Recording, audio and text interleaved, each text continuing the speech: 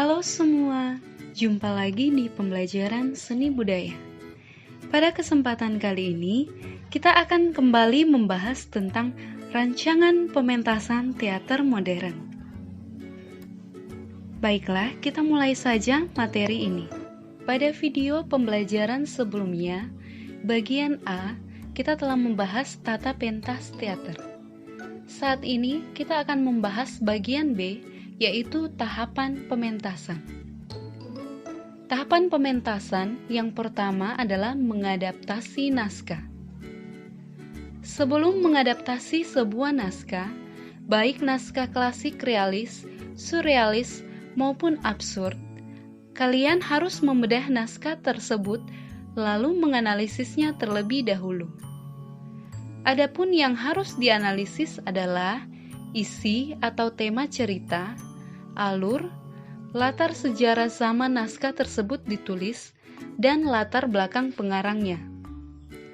Setelah memahami keseluruhan isi naskah berdasarkan analisis dan tafsiran pribadi serta kelompok, naskah tersebut baru dapat dipotong, diadaptasi, ditransformasi, atau disadur ulang dengan tidak melenceng dari benang merah suatu naskah.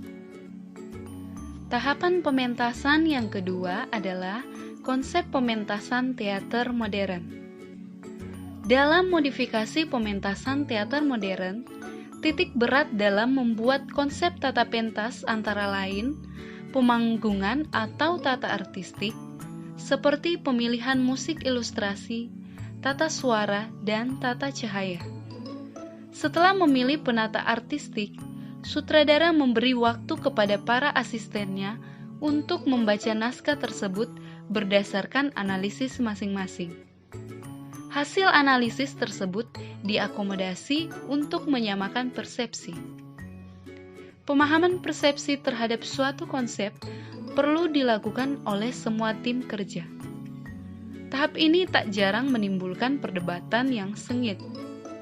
Hal ini tentunya kerap berkaitan dengan ideologi masing-masing. Namun, itulah proses kreatif yang harus dijalani. Dengan adanya perdebatan, daya kreatif akan tercipta dan konsep akan semakin matang. Bagian yang ketiga dari tahapan pementasan yaitu casting atau pemilihan pemeran.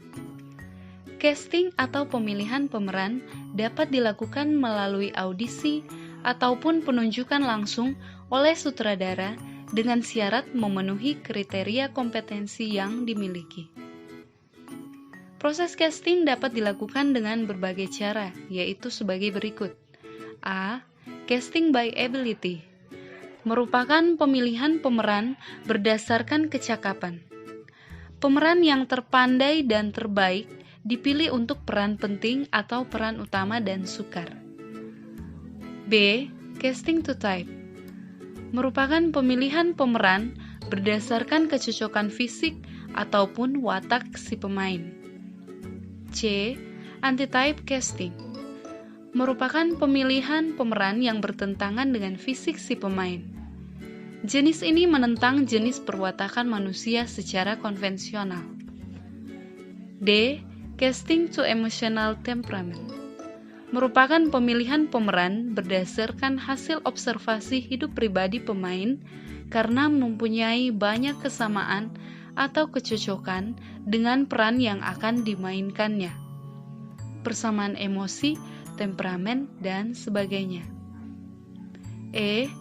Therapeutic casting merupakan pemilihan pemeran karena dianggap peran yang akan dimainkan bertentangan dengan watak asli si pemain. Selanjutnya yang keempat, yaitu proses latihan dan pementasan. Secara umum, tahapan proses latihan hingga pementasan adalah sebagai berikut. A. Reading. Tahap awal latihan teater adalah membaca teks naskah. Membaca teks naskah dilakukan untuk mendapatkan maksud atau tujuan dari naskah lakon secara detail. B. Menghafal dialog. Kegiatan menghafal dimulai sesegera mungkin setelah mendapatkan naskah. Semakin cepat dan tepat dalam menghafal naskah, semakin mudah menjalankan proses kerja berikutnya. C. Merancang komposisi. Pada bagian merancang komposisi ini, terdiri dari yang pertama yaitu blocking, memiliki arti kedudukan pemain, gerak pemain dari satu tempat ke tempat lain yang didorong dengan motivasi yang kuat, yaitu memiliki maksud dan tujuan tertentu karena tuntutan adegan pada naskah. Yang kedua, leveling, adalah pengaturan tinggi rendah posisi aktor di atas panggung. Pengaturan ini berguna untuk memperjelas posisi pemain di atas panggung serta untuk membantu sutradara dalam membuat fokus adegan. Yang ketiga, balancing, adalah pengaturan atau pengelompokan aktor di atas panggung yang bertujuan menghindari ketimpangan di atas panggung. Maksud dari ketimpangan di sini adalah posisi pemeran yang penuh hanya di salah satu sisi panggung. Hal tersebut dapat menimbulkan pemandangan yang kurang menarik dan berakibat pada kejenuhan penonton. Dan yang keempat yaitu fokus. Selain mengarahkan para pemeran, sutradara juga harus mampu mengarahkan perhatian penonton kepada seluruh aktivitas pertunjukan. Perhatian penonton dapat difokuskan dengan cara menjaga agar setiap pemain dapat terlihat dengan jelas dalam memanfaatkan ruang panggung dan blocking. Proses latihan selanjutnya yaitu D. Run through, adalah latihan hafalan naskah lakon secara keseluruhan. Pada tahap ini, para aktor berlatih memainkan peran dari awal sampai akhir cerita tanpa melihat naskah lagi. Sutradara tidak menghentikan proses latihan yang sedang dilakukan. Arahan, kritik, dan saran akan diberikan setelah latihan berakhir sebagai bentuk evaluasi bagi para pemainnya. E. Latihan teknik. Pada tahap ini, aktor dikenalkan dengan tata panggung, tata busana, tata suara, tata musik, tata cahaya, dan properti.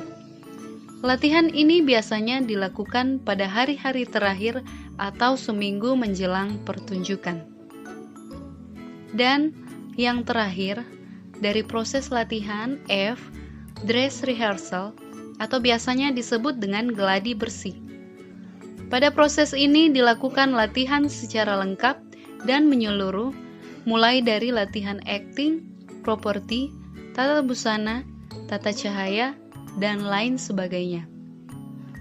Dress rehearsal bertujuan membiasakan pertunjukan yang sebenarnya kepada seluruh pemain dan kru yang terlibat, serta memperbaiki hal-hal yang dinilai masih memiliki kekurangan. Nah, apakah kalian sudah paham? Jika ada yang belum kalian pahami, kalian dapat bertanya langsung kepada guru melalui Messenger atau WhatsApp. Oke, kita sudah membahas materi tentang rancangan pementasan teater modern bagian 2. Selanjutnya, kalian harus mengerjakan tugas. Tugas rancangan pementasan teater modern bagian 2 ini terdiri dari 5 soal. Soal yang pertama, mengapa mengadaptasi naskah perlu dilakukan dalam tahapan pementasan teater modern? Jelaskan. Soal nomor 2, jelaskan 5 proses casting atau pemilihan pemeran yang dilakukan untuk mengisi tokoh-tokoh dalam naskah pementasan teater. Soal nomor 3, tuliskanlah tahapan proses latihan dan pementasan teater modern. Soal nomor 4, jelaskan proses yang dilakukan dalam merancang komposisi pementasan teater modern. Soal nomor 5, apakah tujuan dari dress rehearsal atau gladi bersih sebelum pementasan teater dilakukan? Jelaskan. Sekian pertanyaannya. Jangan lupa tulis pertanyaannya dan jawab sebaik mungkin. Kemudian kirimkan bukti Anda sudah mengerjakan tugas kepada guru melalui chat pribadi. Terima kasih.